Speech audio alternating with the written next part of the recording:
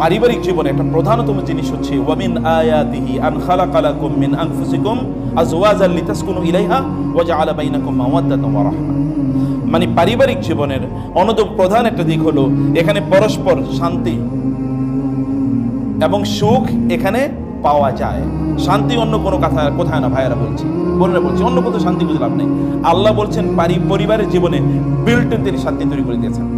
এবং যেমন পুরুষরা সারাদিন কাজ করার পর তারা বাসায় ফিরে যেমন শান্তির খোঁজে, মায়েরা সারাদিন, বোনেরা, আপনার স্ত্রীরা সারাদিন কাজ করার পর স্বামী ফিরে আসবেন, এইটাতে তিনি শান্তি খুঁজবেন, আমার স্বামী ফিরে আসলে আমি শান্তি পাবো।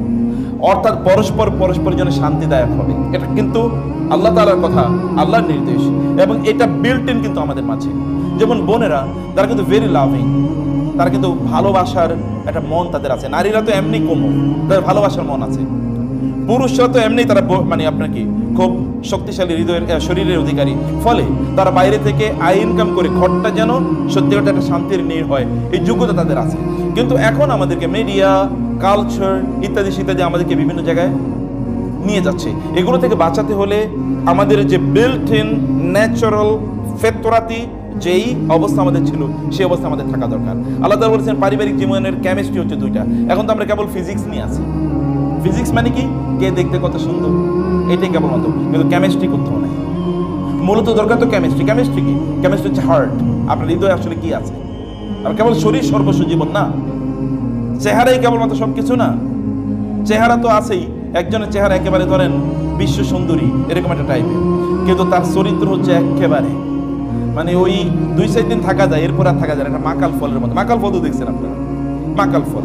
আরেকজন হচ্ছে বডি বিল্ডার পুরুষ, ওই আরেক টাইপের ওই মাকাল ফল। এর বাইরে কিছু না, দেখতে হয়তো সুন্দর কিন্তু চরিত্রটা কি একেবারে তার বিপরীত। এরকম তো চলবে না, বরং আপনার ভিতর থেকে ভালো মানুষ হতে হবে। চেহারা কয়েকদিন পরে চেহারার প্রতি আকর্ষণ কমে যাবে, কিন্তু চরিত্রের প্রতি মানুষের আকর্ষণ কখনোই কমে না। খুবই দরকার। এই জন্য রাসূল সাল্লাল্লাহু আলাইহি ওয়াসাল্লাম, আল্লাহ তাআলা বলেছেন পারিবারিক জীবনে কেমিস্ট্রি হলো দুটো, আল মাওয়াদ্দা, ইন্টেন্স লাভ। ইন্টেন্স লাভ মানে কি, স্বামী এবং স্ত্রী আরেকজনকে পাগলের মতো ভালোবাসবে। পাগল মানে কি, অর্থাৎ দুইজন ধরে হাসতেছে, বাইরে থেকে কেউ এসে বলবে দুইজনে এটা পাগল হয়ে গেছো নাকি, তোমরা এরকম করছো কেন, পাগল হয়ে গেছো নাকি, এরকম করছো কেন। মানে হাসতে অথবা লুটিয়ে পড়তেছে একজন আরেকজন গায়ে। এবং কি কারণে হাসতেছি, কিছুক্ষণ পরে আমরা কি নিয়ে হাসা শুরু করছিলাম ভুলে গেছে। এইটা হচ্ছে কোরআনের কথা, আল মাওয়াদ্দা। এবং 2 নম্বর হচ্ছে কি, রাহমা, ওয়া জাআলা বাইনাকুম মাওয়াদ্দাতাও ওয়া রাহমা, এবং রাহমা। এবং ইন্টারেস্টিংলি দুটো শব্দ এখানে নাকেরা মানে ইনডেফিনিট। আপনি ইংরেজি গ্রামার যারা পড়েছেন, ইনডেফিনিট মানে হচ্ছে নির্দিষ্ট কোনো মাওয়াদ্দা, রহমত না, মানে একজন আরেকজনের প্রতি অনুগ্রহ করবেন।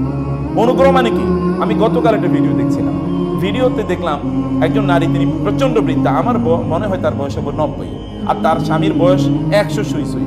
এই স্বামী কি করছে, তার স্ত্রীর মাথাটা টিপিয়ে দিতেছে, পাটা টিপিয়ে দিতেছে। I was just about to cry. সুবহানাল্লাহ। এই দৃশ্যকে এখন যুবক যুবতীদের মাঝেই তো আপনি দেখবেন। এই বিয়ে হয়েছে আমার তো স্টুডেন্ট, এরকম ধরেন হাজার স্টুডেন্টের বিয়ে হয়েছে আমার। আমি নিজেও কত শত পড়াইছি মনে নেই। বিয়ে হওয়ার 1 মাস পরে আইসা কান্নাকাটি করে, স্যার আপনি তো বিয়ে পড়ে দিয়েছেন, এখন তো আর একসাথে থাকতে পারতেছি না, করণীয়। আরে মেয়ে 2-4 বছর তো হানিমুনেই যায়। তাদের প্রথম দেখে 1-2 মাসের পর থেকে তাদের খোটাখুটি, সিমটি ইত্যাদি শুরু হয়েছে। তাহলে এরা 100 বছর কেমনি জীবনযাপন করবে? একজন আরেকজনকে যে মমতায়, যে ভালোবাসায় একজন আরেকজনের মাথা টিপিয়ে দিচ্ছে। বিশেষ করে নারীরা তো একটু দুর্বল হয়ে যায় এই কারণে, কারণ আমাদের দেশীয় প্রেক্ষাপটে এরা প্রচণ্ড স্ট্রেস নেয়। এক সন্তান জন্মের স্ট্রেস, তারপরে পারিবারিক স্ট্রেস, আর মহিলাদের তো একটা চরিত্র আছে, তা হলো যে তারা কোনোদিন ভালো খাবে না। সব ভালো খাবারটা সন্তানদের জন্য আর স্বামীর জন্য রেখে দেবে, আর নিজেরা সব পচা গান্দা ইত্যাদি এগুলো খাবে। এটা বোনদের এটা তাদের হার্টের পরিচয়, কিন্তু হার্টের পরিচয়টা দিয়ে লাভ কি? এটা হচ্ছে ব্রাদারদের আবার প্রবলেম। ব্রাদাররা হচ্ছে তাদের স্ত্রীদের জন্য কি লাগবে এগুলো খুঁজে নিয়ে আসা দরকার। তুমি এটা খাও, বসে নিজেরা খাওয়াবে, এই ভালোবাসা তো না। এগুলো আমরা আগে দেখছি, ছোটবেলায় দেখেছি, শুনেছি এরকম ভালোবাসার কথা।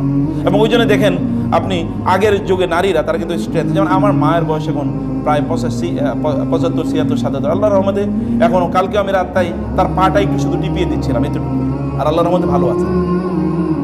কিন্তু এখনকার নারীরা, আমার স্ত্রীকে দেখা যায় তুলনামূলকভাবে আমার মায়ের চেয়ে একটু শারীরিকভাবে বেশি দুর্বল মনে হচ্ছে, মানে পরিস্থিতি এরকম মনে হয়। আমি অন্যদেরকে কথা বলছি, কারণ হচ্ছে আসলে আমরা সেভাবে টেক কেয়ার করি না আমাদের স্ত্রীদের, যেভাবে টেক কেয়ার করা দরকার ছিল।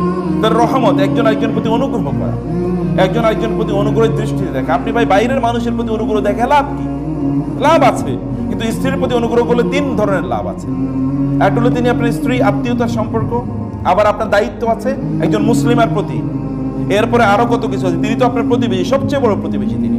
এবং কেমন প্রতিবেশী? আপনার পাশের সিটি শুয়ে থাকেন সারাদিন, সব সময় আপনার পাশের সিটেই বসে, মানে এরকম প্রতিবেশী। এর চেয়ে নিকটতম প্রতিবেশী আর কই পাবেন আপনি? এর চেয়ে নিকটবর্তী প্রতিবেশী আর কোথাও নাই। এর কত ধরনের অধিকার আছে একজন নারীর অথবা একজন পুরুষের, মানে একজন স্বামী বা একজন স্ত্রীর। এটা অনুগ্রহ প্রত্যেকের প্রতি প্রদর্শন করা, দিস ভেরি ভেরি ইম্পর্টেন্ট। এবং একজনের প্রতি আরেকজন অনুগ্রহ করা। রাসূলুল্লাহ সাল্লাল্লাহু আলাইহি ওয়াসাল্লাম বলেছেন, মাল্লাম ইয়ারহাম সগীরানা ওয়ালাম ইউক্কির কাবীরানা ফালাইসা মিন্না। সে আমার উম্মার অন্তর্ভুক্ত না যে ছোটদেরকে স্নেহ করে না, বড়দেরকে শ্রদ্ধা করে না। স্ত্রী যদি আপনার বয়সে ছোট হয় তাহলে তার প্রতি স্নেহ করে, এটা কিন্তু রাসূলের উম্মত হওয়ার একটা দাবি, এটা একটা বৈশিষ্ট্য। স্বামী যদি আপনাদের বড় হয় বয়সে, তাহলে তাকে শ্রদ্ধা করো কি আপনার রাসূলের উম্মত হওয়ার জন্য একটা অন্যতম প্রধান একটা কন্ডিশন, শর্ত। এগুলো আমাদের মাথায় রাখা দরকার।